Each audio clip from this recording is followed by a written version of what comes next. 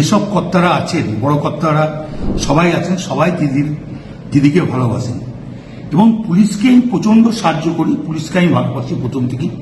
Police বিপদে পড়লে পুলিশের পাশে আমি দাঁড়াই।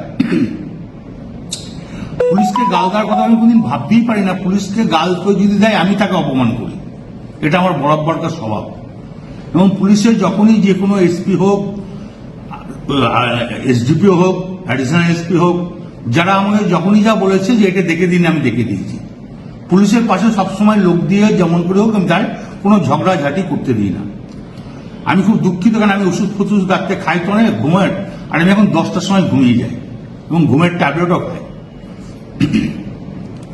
সেই সময় ঘুমটা ভেঙেছে। নুরুল যে ছেলেটা আমাদের খুব ঘি দেওয়ার খুব ভালো ছেলে, ওর বাবা বলতো আমাদের দল করতো, বাবার করার পর ও দল করে, খুব নিরীহ ছেলে, ভালো ছেলে। ওকে যখন শুনি যে মেরে পা হাত ভেঙে দিয়েছে, আমার মনটা খুব খারাপ।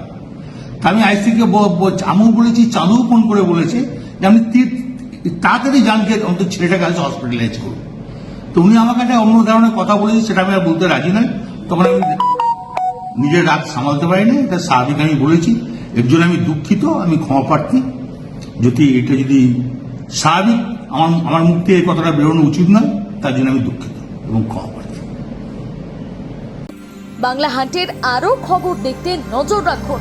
বাংলা খবর মানেই বাংলা হান্ট।